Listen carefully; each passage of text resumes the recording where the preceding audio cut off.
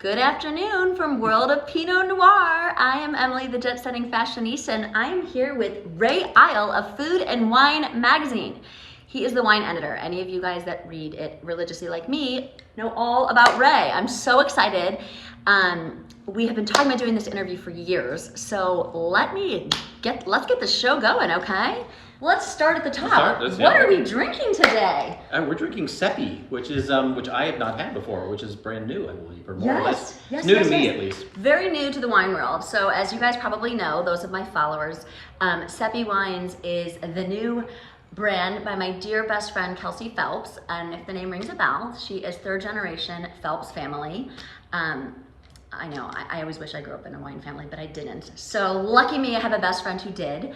And this is a sparkling rosé. It is. And what do you think? She's hiding behind the camera. Hi, Kelsey. She's going to make a cameo. Kelsey, hello. Hi, guys. Okay. It's her wine. So if you guys want to hear more about Kelsey, you can backtrack on my Instagram lives. I think we've done 2 Instagram lives together, and we're actually doing one this month. As you know, it's Women's History Month, and there's a lot of badass women to celebrate. So Kelsey and I will be doing one later this month. You can look out for details on my Instagram. Cheers. Cheers to Kelsey. Cheers to Kelsey. Yes, and cheers to you guys. Thank you for sharing your afternoon with us. Cheers to you. Thanks for having me. So I have been dreaming of interviewing Ray since we first met at CIA Napa 4 or 5 years ago, their opening weekend. 5 years ago, I think. He did a really great seminar pairing wine with potato chips. I know, right? I knew I liked him. Better than you think. I thought it was great. So I prepared some really fun questions, and as always, if you guys want to hear anything, you can plop it in the Instagram live, and we'll try to include your question. So let's start. I'm ready. These were sent to me eons ago when we originally tried to do this. Couple years ago, I lost them. We didn't do the interview anyway. Well, I imagine your inbox is a bit nutty.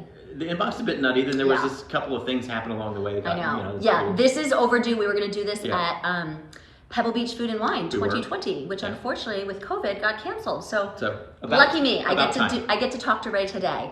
So Ray, I'm curious. Do you remember the first glass of wine you had that made you know that you wanted to be a wine writer?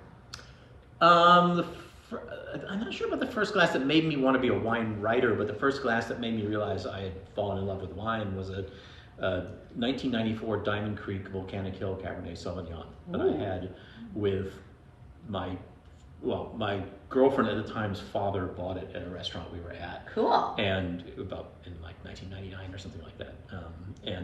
I'm sorry, 1984 Diamond Creek. Ooh. It's even better. I was a toddler back then. Well, this is how the world works. Yeah, and yet you're not a toddler now. Not a toddler anymore. So, and I just remember drinking the wine and thinking, and I was kind of like vaguely interested in wine, but as I was drinking this wine, I kept thinking, oh my God, this is amazing. Yeah. This is amazing. And then the bottle was over, and I was like, there's no more.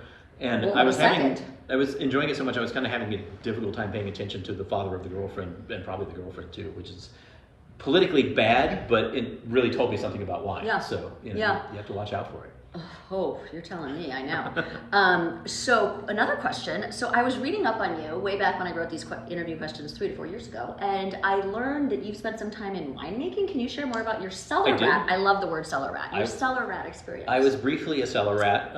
When Clola Chance was up in the Santa Cruz Mountains, I worked 2 harvests, hauling barrels, cleaning endless amounts of stuff. Yes. Cleaning and cleaning and cleaning and cleaning, which is the nature of winemaking. It's just. I was just telling Michael Brown that. I did harvest at Stark, and I'm like, I feel like there was more cleaning than winemaking. And yes. He's like, exactly. If they're not cleaning enough, you don't want to drink the wine, and it's not good quality. Yeah. Like, it's probably dirty then. It's just, I mean, and it is endless amounts of spraying things with the power hose and all this. And while it was a great experience, because I learned what what wine smells like and how it changes through the fermentation process, I also realized I really liked words more than I liked driving a forklift.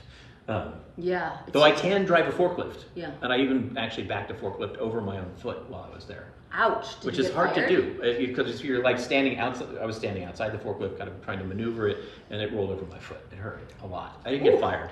I felt like an idiot, though.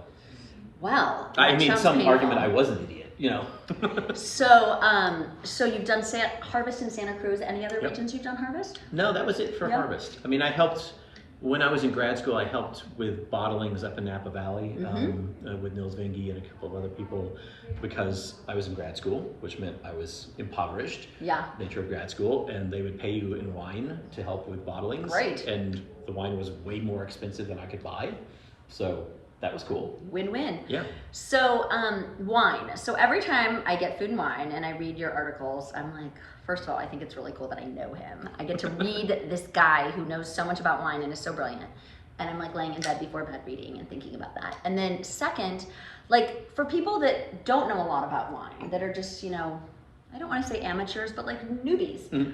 Where do you suggest they start? Like, I do love your list, like under $15. Like, I think you guys do a great job of like making it approachable, but for someone besides reading your magazine, that's the first place. Where would the second place be for them to start? I think the second place to start is, and maybe the first place to start actually, is to find a wine store that's actually a wine store that has a staff that cares about wine, who will talk to you. I mean, you know, you can go buy wine at Safeway, but you're not going to get any information about what you're buying. And you know, you may pay a little bit more going to an independent wine store, like by $1 or $2, but you get that back in knowledge. And when I first got into wine, actually, when I was a grad student, I was going to K&L.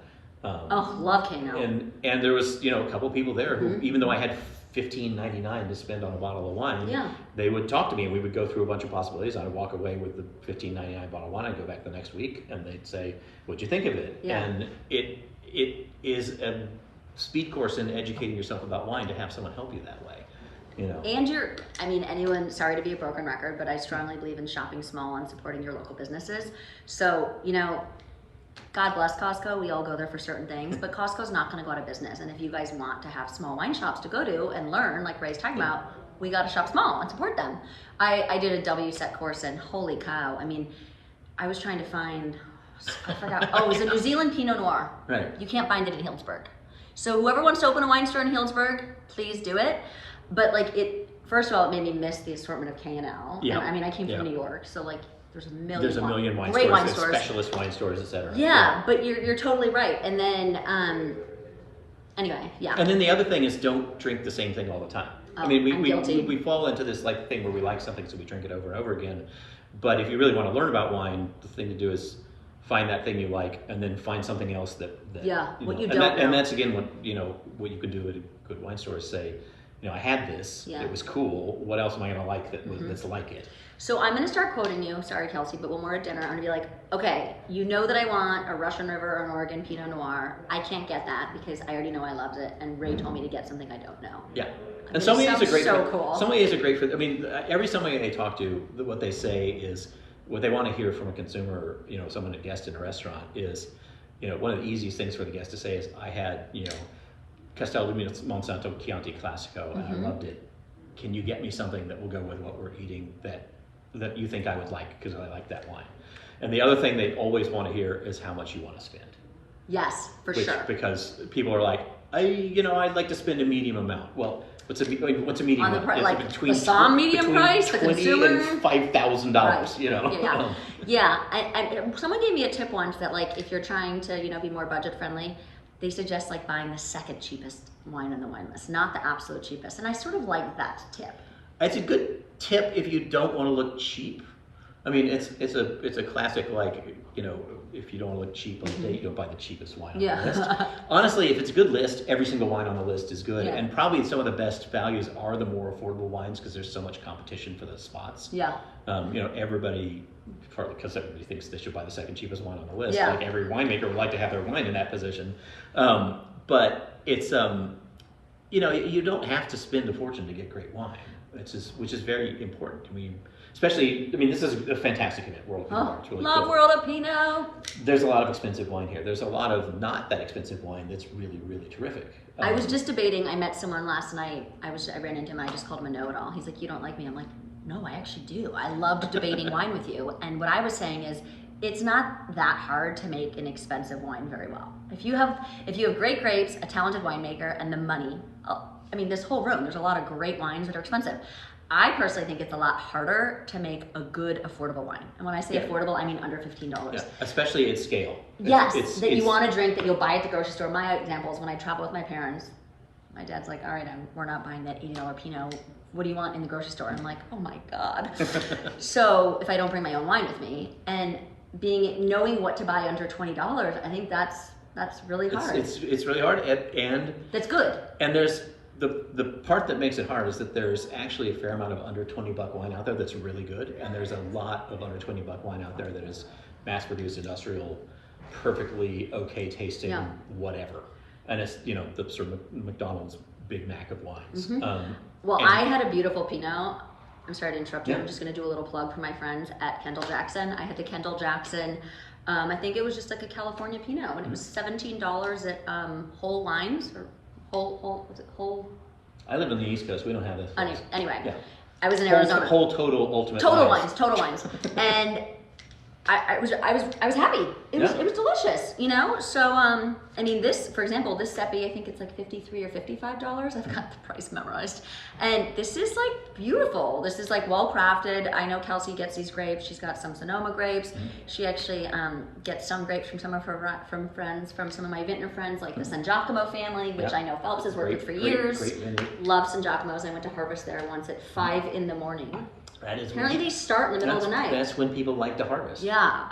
And I know from walking around this place this morning where you were sitting out on your porch in your pajamas, that busted. You're not a 5 a.m. person, clearly. No, I know. So Ray was like walking to a seminar at like 9:45, and I'm like, "Hi, Ray," and I'm like sitting drinking my Nespresso. Like, you looked very happy. I was really happy. Thank you. Yeah. Good. Okay. So another question. This is going to be like asking a parent if they have a favorite child. Yeah. What would your last glass of wine be if you got to pick before you went to wine heaven? Before expiring? Is there some wine that like gives you additional life? Ooh, that's a good one. Champagne, probably. Yeah, champagne, probably. Yeah. I mean, see, apparently the Seppi stuff like adds years to your life. Yes. It's a good thing we're drinking it now. At the moment, it would probably be Domaine Romani Conti Montrachet, which I love. Which I cannot possibly afford because it's like $5,000 a bottle. Okay. B, well, I hope they send you some. I love the they don't send anybody some. Not even you? Not even close. They don't really need to send samples to people, weirdly enough. Everybody needs to stay on Food and Wine's good side. Damn straight. But it's such a gorgeous wine. I love it. Have had it off and on through the years. You're an old world guy. That would be my, really, they're about to put the bullet in my head. Can I have a glass of wine? Okay. That's a good answer. But there are great, I would like to revisit, Seppi? Diamond Creek. You haven't had the Seppi The Seppi, of course, it goes without saying. Course. Yeah, I'd rather like have a boat with that. Yeah. I'll compete with DRC. It's all Yeah, it's good. Yeah. So I remember that, so that we know that aha moment at dinner with your girlfriend and her father at the time, or ex-girlfriend, I don't know. It was ex, way ex. So you probably get to sit down with really, really cool winemakers, proprietors, owners. What was the most memorable one you've ever done that just stands out like, holy cow, I have the best job imaginable. I got to sit down with this person. That's a really tough question because there's so many people who are so cool in this business. And one reason that I left academia to get into this business was not just wine, but the people in the business. I really was tired of being in English departments and really loved people in the wine That's business. why you're such a good writer. Well, it does come to writing. The writing such didn't an come advantage. First. That was the idea was to write, and then I just didn't realize I didn't actually know what I wanted to write about, and then I fell in love with wine. I was like, oh, well, this seems like a good thing to write about. I'm a good writer, and win-win. But there have been so many people who are fascinating that I've talked to. And there's so many meals that have been really. How about if I give you a country? France. Let's talk about France. Let's talk about France. Have you been to Salos?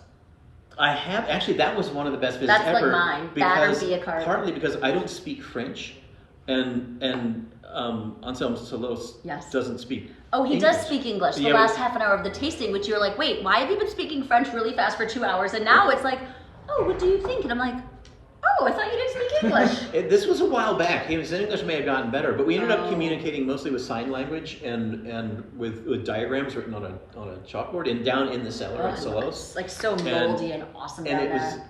It was a great tasting, even though we couldn't really talk to each other. It was sort of similar to meeting a winemaker in Spain.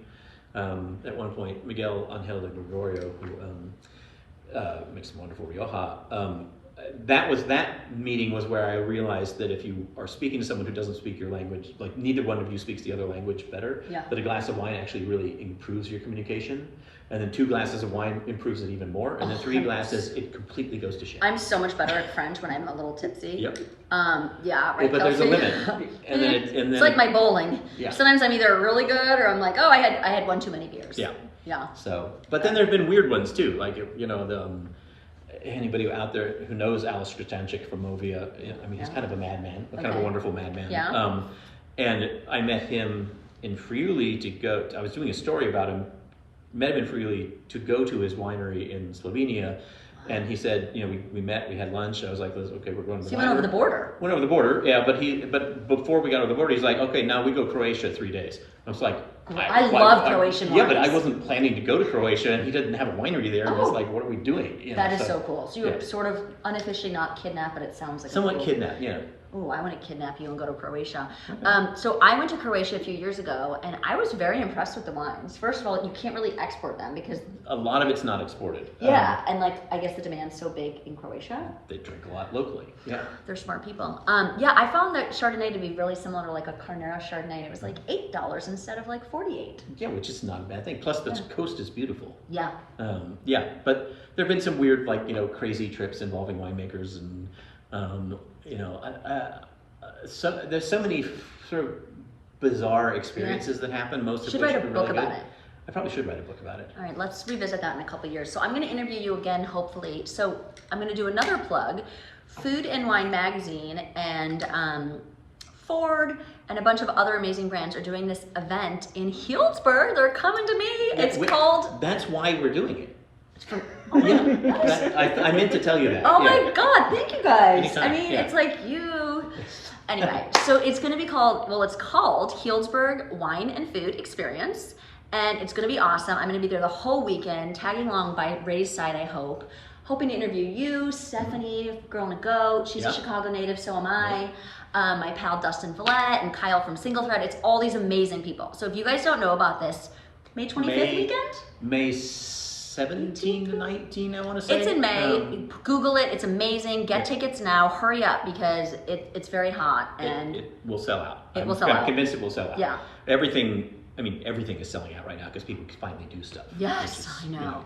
So, but I'm super excited. So thank you guys for bringing that to Healsburg. I think it's going to be great. I mean, there's wine seminars. There's a big grand tasting. It's not solely Sonoma wines. We're bringing people from all over. There's a kickoff party Thursday night, a Magnum party at Montage. We love Montage, Healsburg. Yeah, it's going to be really great. And then, so I will definitely see you there. So I have 2 more questions and then we're going to conclude because we do have to get to the grand tasting. It's important to get to the tasting. A lot of people probably want to talk to Ray. So next question, where do you see Food and Wine Magazine going in the next 5 years? What should we expect? That's a very good question. So when you say Food and Wine Magazine, we're really Food and Wine, the multimedia brand, whatever, because the main thing that's happened over time is that people, we still have a huge print audience and it's actually very stable, which is great. I read it, I rip pages out. I want to read a paper, a magazine. Yes. Buy things that are printed on paper. Yes. I like it, even though it's kind of rough for trees, but details. But at the same time, our digital presence, our website, and all of our kind of video presence and all of that has been growing exponentially. And that's, I think, if you look forward 5 years, that's going to be a massive part of growth. Video. Everyone wants video. And people want video. They want social media content. They want all these sort of alternative ways of getting the information out there. I don't think the magazine's going to go away, which is good because I really love writing for print. And I love ripping it out and putting the list on my fridge. You like destroying magazines in your spare time, which is interesting. When I leave an airplane, I have 6 pages ripped out of your wine guides. You're that person. When you pick up the airplane magazine and there's it's my magazine. I bring food and then I'll give it to the flight attendant. I'm like, oh, would you like my magazine? And they're like, sure. And they're probably like, wait. There's 10 pages missing in this article. Yeah, crazy lady. Emily kept it with her. Yeah, that's me. But I definitely see it going that way. I also think probably there'll be more.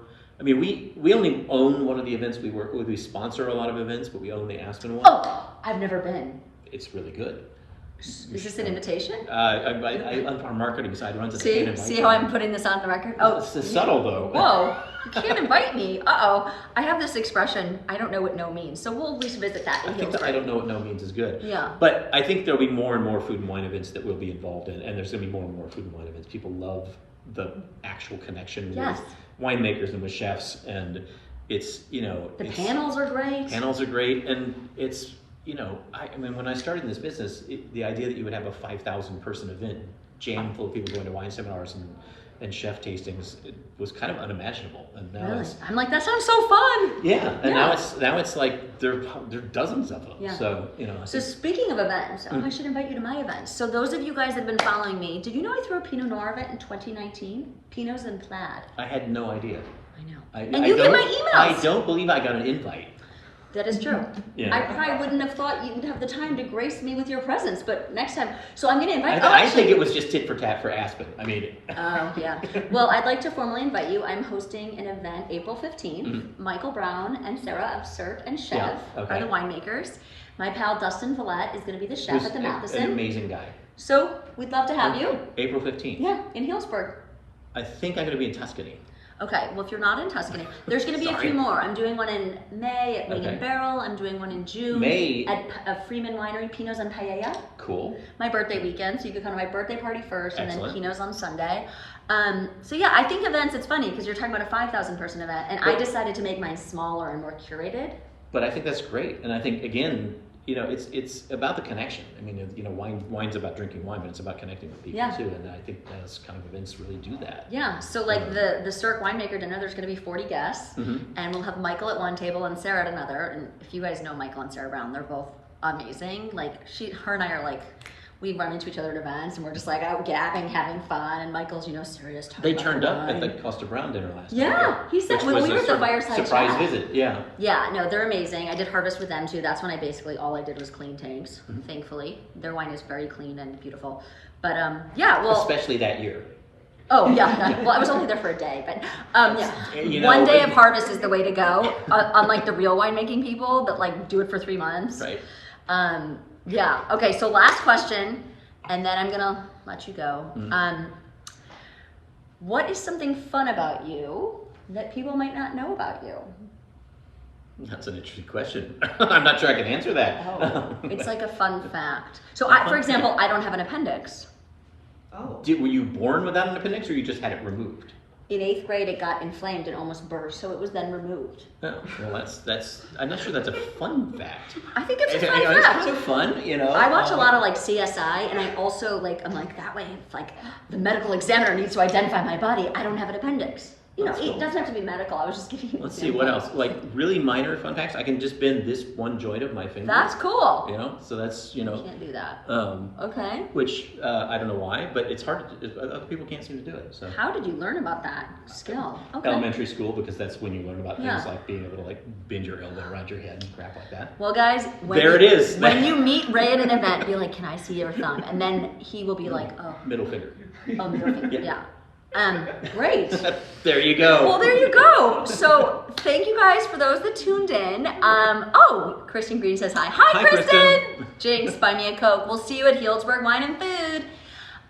This was so much fun. It's a blast. I'm gonna put this on my YouTube, so if you want like a little tighter abbreviated version, my beautiful editor will clean it up a little bit. Put it on TikTok in like the 6-second version.